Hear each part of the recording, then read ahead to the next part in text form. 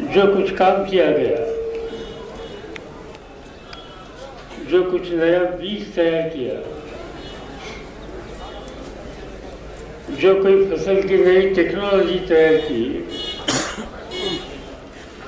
इसकी एक प्रदर्शनी हर साल यहाँ आयोजित की जाती है और 2-3 दिन किसानों को दिखाने के लिए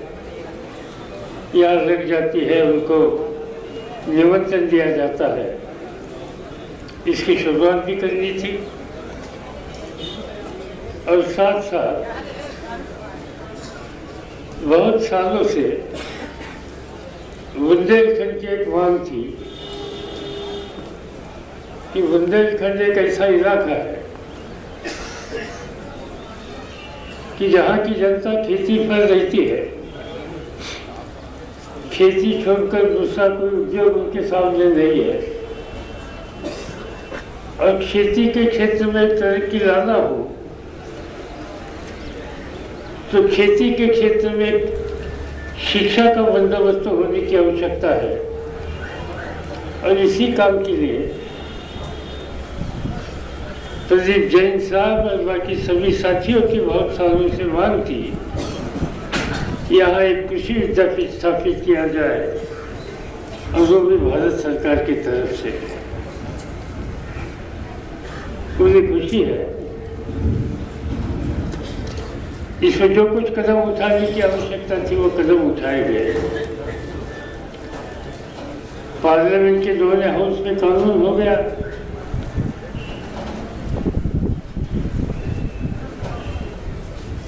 एग्रीकल्चर यूनिवर्सिटी ये राज्य का सब्जेक्ट है,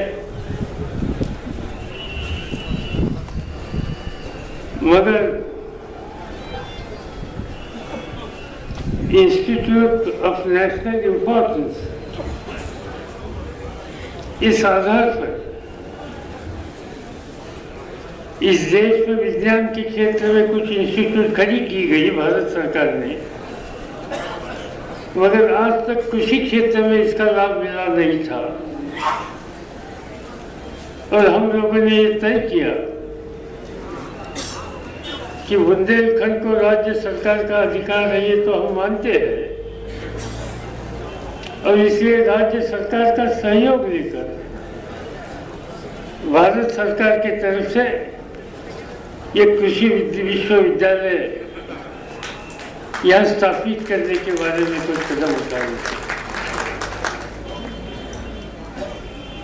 भारत सरकार ने मंत्रिमंडल में इस बारे में निर्णय ले लिया।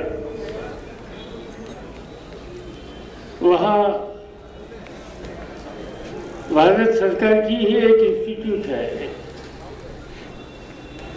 उसने जमीन देने की तैयारी तुरंत हमारे सामने रखी,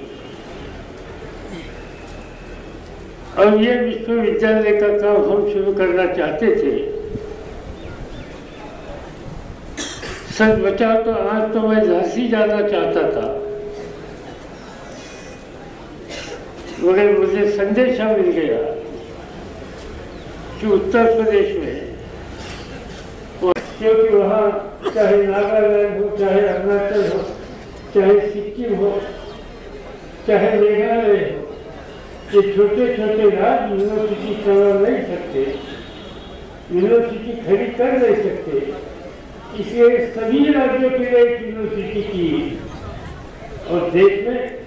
नेशनल इम्पोर्टेंस की कृषि क्षेत्र की इंस्टीट्यूट के माध्यम से ये पहली यूनिवर्सिटी झांसी में हो रही है। और ये जो काम हो रहा है, मुझे खुशी है। ये निर्णय लेने में सबसे ज्यादा ध्यान हमारे साथी प्रदीप जैन साहब ने ली थी, उनकी वजह से